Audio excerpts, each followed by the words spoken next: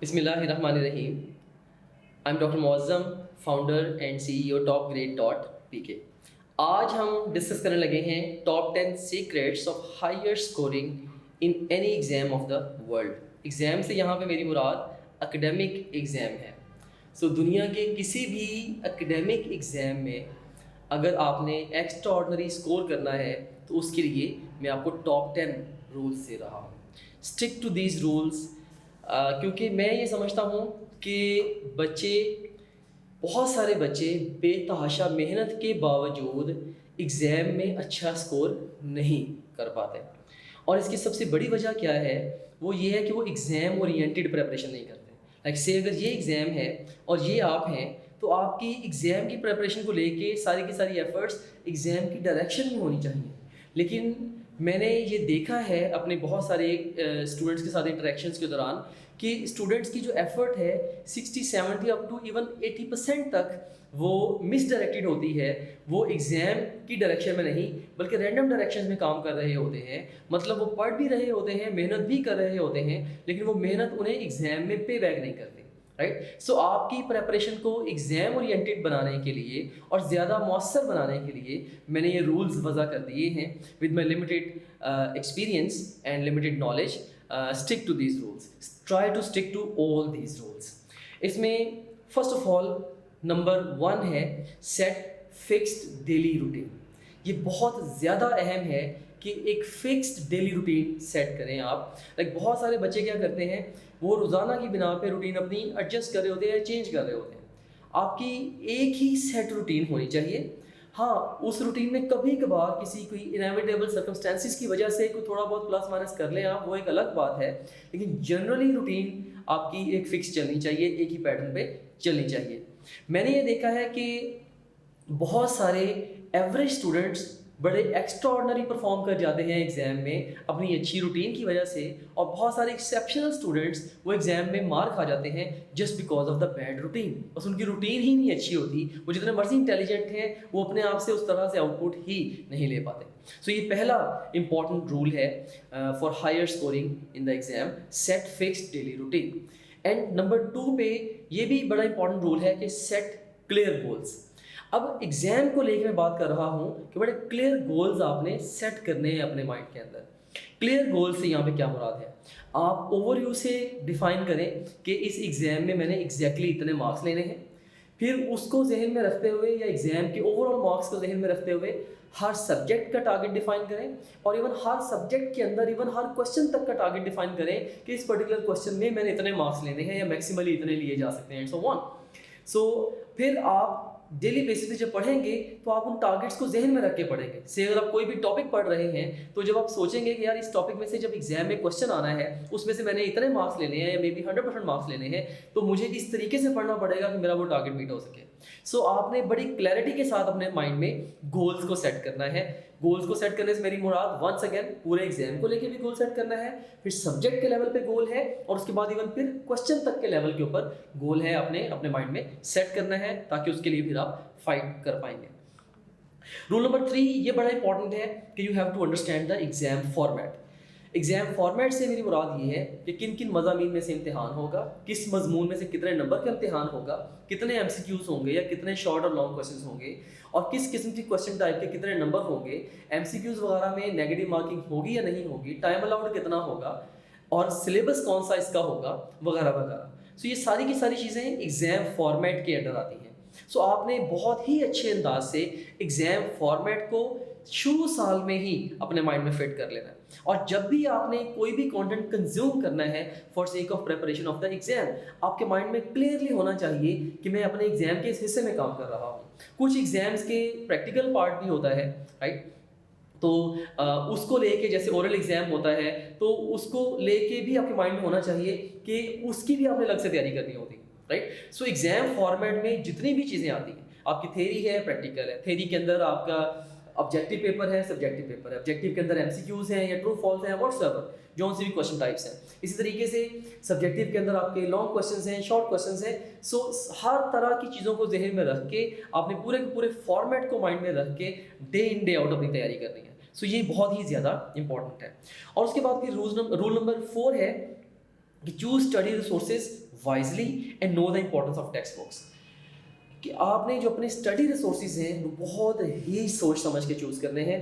और क्योंकि एक भी अगर आपने गलत रिसोर्स अपनी स्टडी में ऐड कर लिया, से आपके मे बी अगर 4 सब्जेक्ट्स हैं या 6 सब्जेक्ट्स हैं जिनकी आप तैयारी कर रहे हो, उनमें से अगर आपने एक भी सब्जेक्ट का कोई ऐसा रिसोर्स चूज़ कर लिया जो कि अच्छे तरीके से जहाँ से पढ़ने में आपको खासी दुश्वारी पेश आ रही है, वो आपकी बाकी सारे सब्जेक्ट्स के ऊपर भी प्रेशर बिल्ड कर देगा, राइट। तो इसीलिए जो स्टडी रिसोर्स है बहुत ज़्यादा रिसर्च के साथ, बड़ा सोच समझ के, और आपके साथ कौन सा बेस्ट सूट कर रहा है, आपने स्टडी रिसोर्स चूज़ करना होता है। And you have to know the importance of the textbooks as well.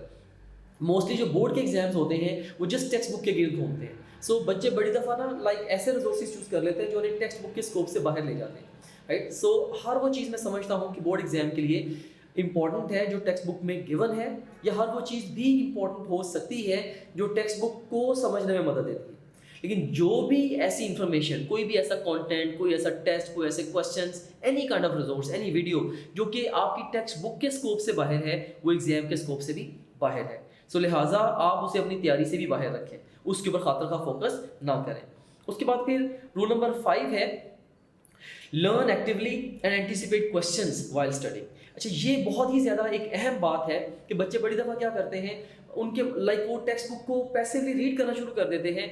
जो भी कंटेंट वो पढ़ रहे होते हैं उनके माइंड में ये होता ही नहीं है कि यार यहाँ से क्वेश्चंस कैसे आने हैं, यहाँ से एमसीक्यूज कैसे आएंगे, लॉन्ग क्वेश्चंस कैसे आएंगे, शॉर्ट क्वेश्चंस कैसे आएंगे, वगैरह वगैरह। सो आप जब भी कभी अपनी टेक्स्ट बुक को पढ़ रहे हो for sake of preparation of the exam, तो आप पहले से क्वेश्चंस को एंटिसिपेट करें। भले वो पास क्वेश्चंस को देख के कर लें, खुद अपने क्वेश्चंस बना लें, टीचर ने अगर आपको गाइड कर दिया कि यहाँ से सवाल ऐसे आएगा, वो आप बुक के ऊपर लिख लें। लेकिन whatsoever, in which ever way you manage it, जब आप कंटेंट को पढ़ेंगे तो सवाल आपके दिमाग में होने चाहिए पहले से, and then you will read the book in quest of finding the answers to those questions. फिर ऑटोमेटिकली आपकी एग्जाम ओरिएंटेड तैयारी होगी।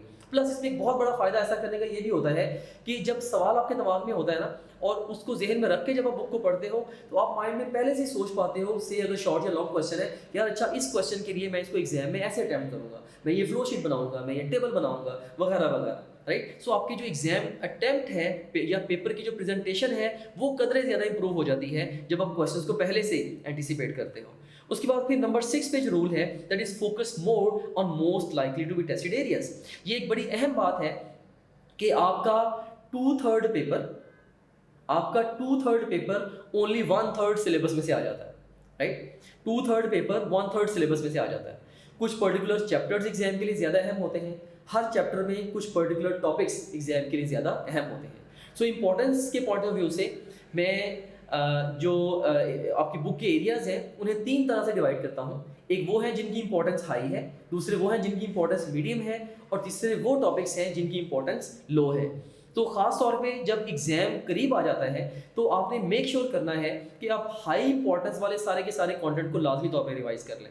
और ये एक बड़ी अहम बात है, से आपका परसों एग्जाम है पूरी की पूरी फिजिक्स का, से आपने या किसी भी गिवन सब्जेक्ट का आपका एग्जाम है, तो अब बजाय कि आप एक साइड से दूसरी साइड तक थॉरोली कवर करना शुरू कर दें सारे के सारे कंटेंट को, मैं आपको ये एडवाइस करूंगा आप सारे चैप्टर्स के जो मोस्ट इंपॉर्टेंट टॉपिक हैं या जिनकी इंपॉर्टेंस हाई है, जहां से एग्जाम में ज़्यादा क्वेश्चंस अपीयर होते हैं, आप सबसे पहले उनको प्रिपेयर करें। फिर सेकंड गो में आप मीडियम इंपॉर्टेंस वाले, और लास्ट गो में अगर आपके पास टाइम बचे तो लो इंपॉर्टेंस वाले एरियाज को कवर करें। वंस अगेन मैं रिपीट करना चाहूँगा कि 2/3 ऑफ योर एग्जाम 1/3 सिलेबस में से आना है, और किसी तरीके से अगर वो 1/3 सिलेबस आप आइडेंटिफाई कर लें और उसे आप एक्स्ट्रॉर्डनरी वे में प्रिपेयर कर लें, आप एग्जाम में बहुत अच्छा स्कोर कर पाते हैं। मैं हरगिज़ नहीं कह रहा हूँ कि आपने सिलेक्टिव स्टडी करनी है, आपने पढ़ना थॉरोली है, but your more focus should be on most likely to be tested areas.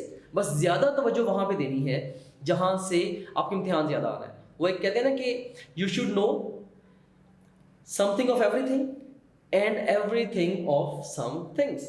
कुछ टॉपिक्स ऐसे हैं जिनकी निटी-ग्रिटी तक आपको पता होनी चाहिए, जिनकी इंपॉर्टेंस हाई है, आप उनको बहुत अच्छे से स्टडी करें, उनके जितने भी कॉन्सेप्ट्स हैं आप उनको बड़े इफेक्टिवली बिल्ड करें। और कुछ टॉपिक्स फिर ऐसे भी हैं पर जिनके बारे में अगर आपको बेसिक नो हाउ भी है वो भी चल जाएगा, राइट। सो आपने बड़ा क्लैरिटी के साथ अपनी टेक्स्ट बुक के ऊपर ही आप हर टॉपिक के साथ उसकी इंपॉर्टेंस को मेंशन कर लें। खुद नहीं समझ आ रही तो आप टीचर से पूछ लें इवन पास्ट क्वेश्चंस को देख के या पास्ट क्वेश्चंस में कोई भी टॉपिक या किसी टॉपिक में से कितने फ्रिक्वेंटली क्वेश्चंस अपीयर हुए हैं, आप उसकी इंपॉर्टेंस को डिटरमिन कर सकते हैं हाई, मीडियम और लो की शक्ल में, राइट। इवन हमने टॉप ग्रेड ऐप के अंदर भी हर चैप्टर और हर टॉपिक के आगे मेंशन कर दिया है कि इसकी इंपॉर्टेंस एग्जाम के लिए हाई है, मीडियम है या लो है।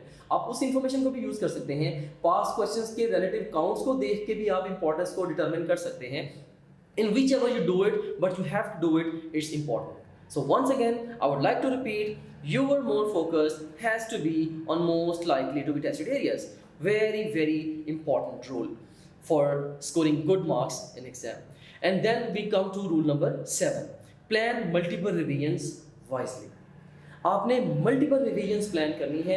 मैं ये समझता हूँ कि बजाय कि आप एक ही दफ़ा बुक के थ्रू जाएं और पहली दफ़ा ही आप सोचें कि मैं इसको परफेक्ट कर लूँ, उसकी बजाय मैं 1000 दफ़े ये प्रेफर करूँगा आप बार बार बुक के थ्रू जाएं और मल्टीपल रिवीजन्स करें। क्योंकि अगर एक चैप्टर के ऊपर आपने एक ही दफ़ा 10 आवर्स लगा दिए हैं और उसकी बजाय अगर आपने मल्टीपल रिवीजन्स की शक्ल में 10 आवर्स लगाए हैं, तो मल्टीपल रिवीजन्स की शक्ल में आपकी जो लर्निंग है वो ज़्यादा बेहतर होने वाली है, राइट। सो मल्टीपल रिवीजन्स को आप प्लान करें और आपको क्लियरली पता होना चाहिए एक एग्जाम के लिए आपने पहले से प्लान किया होना चाहिए कि यार मैंने कम से कम इसकी इतनी 6 to 8 रिवीजन्स मैंने इसकी करनी ही करनी है, और उसके लिए प्रॉपर अपना स्केड्यूल बनाएं and then you manage to do it. एक चैप्टर मैं समझता हूँ कि जब आप 10वीं दफ़ा भी पढ़ते हैं ना, उसमें से फिर भी कोई ना कोई नई चीज़ निकल आती है, राइट। सो मल्टीपल रिवीजन्स के थ्रू एक अलग लेवल की आपकी अंडरस्टैंडिंग डेवलप होती है कंटेंट को लेके, जो कि वैसे पॉसिबल ही नहीं है कोई, right? So plan multiple revisions very, very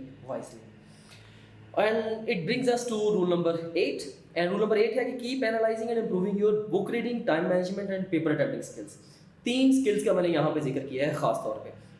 आपने 3 चीज़ें हैं, एक बुक रीडिंग है, एक टाइम मैनेजमेंट है और एक पेपर अटेम्प्टिंग है, ठीक है। इन तीनों स्किल्स को लेके आप मुसलसल ये सोचते रहा करें कि इसको मैं मज़ीद बेहतर कैसे करूँ।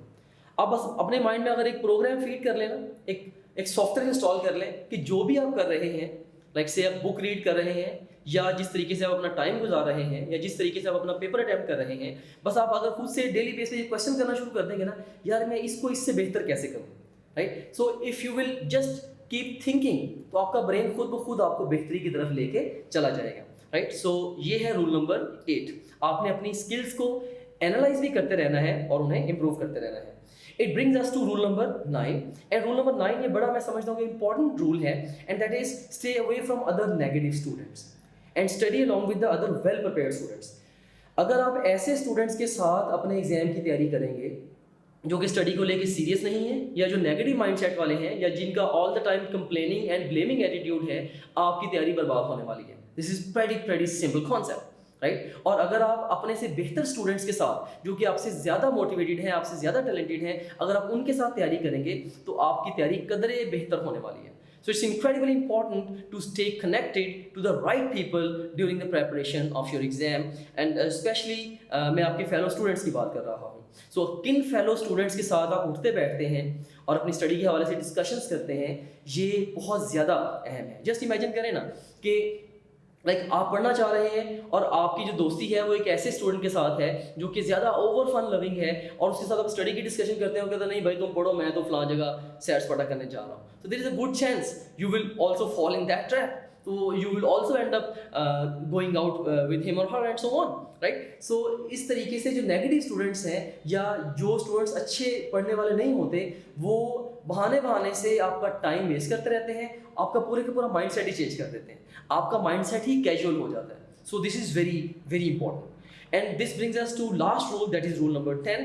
एंड रूल नंबर 10 ये द मोस्ट इंपॉर्टेंट रूल है, ये practice practice practice and then do some more practice. And जब आप प्रैक्टिस कर करके थक जाए, थोड़ा आराम करें और फिर दोबारा प्रैक्टिस स्टार्ट कर लें, राइट।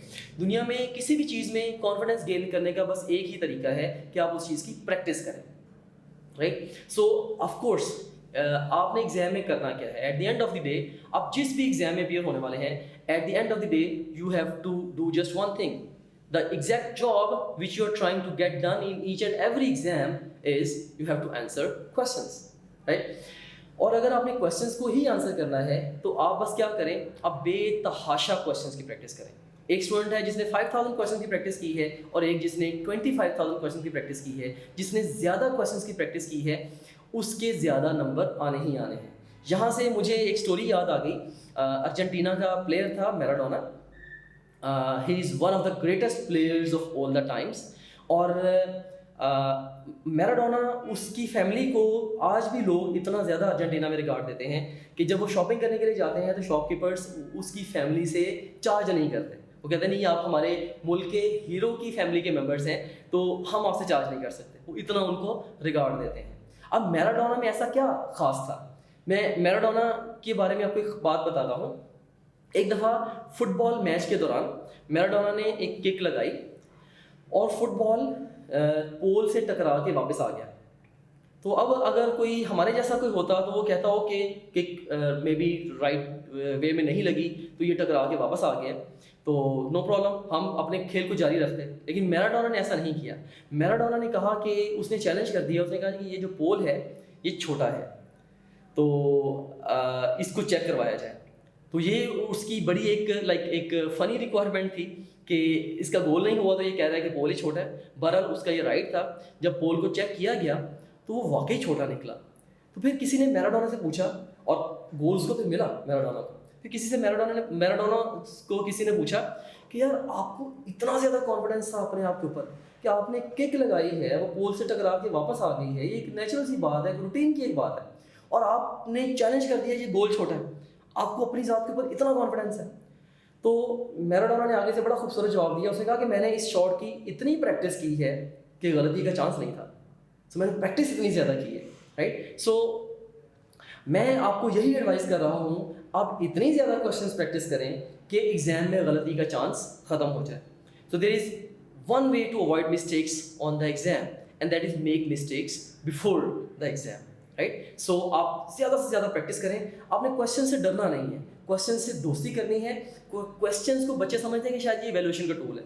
हम क्वेश्चंस क्यों नहीं अटैम्प्ट करते? हम क्वेश्चन अटैम्प्ट करते हैं, क्वेश्चन गलत होते हैं, हम हर्ट होते हैं, राइट। हमारा मोरल डाउन होता है, हम कहते हैं नहीं यार क्वेश्चंस को ना ही करें। अभी हम ऐसे नेक्स्ट डेज पे जाते जाते हैं और हम क्वेश्चंस को अटैम्प्ट नहीं करते। लेकिन मैं ये समझता हूँ कि अगर आप एक चीज़ माइंड में एक्सेप्ट कर लें कि यार क्वेश्चन जो है ये एक प्रेपरेटरी टूल है, मैंने सवालों की मदद से तैयारी करनी है, मैंने सवाल को पढ़ा नहीं आया कोई बात नहीं, मैं उसके आंसर को देख लेता हूँ, मैंने वो चीज़ लर्न कर ली। सो आपने सवाल अटैम्प्ट करने हैं, गलतियाँ करनी हैं और सीखना ही इसके थ्रू है। सो जो बच्चे सवालों को as a preparatory tool use करते हैं वो उन बच्चों के निस्बत जो कि सवालों को as an evaluatory tool use करते हैं मच बेटर परफॉर्म करते हैं, right. So once again rule number 10 को मैं रिपीट करूंगा, practice practice practice. I hope that now you know the importance of the thing जो मैं बात कर रहा हूँ। Practice practice practice and then do some more practice and when you get tired take rest and start practising again. So practice, I would say, makes a man perfect and a woman too. Thank you very much.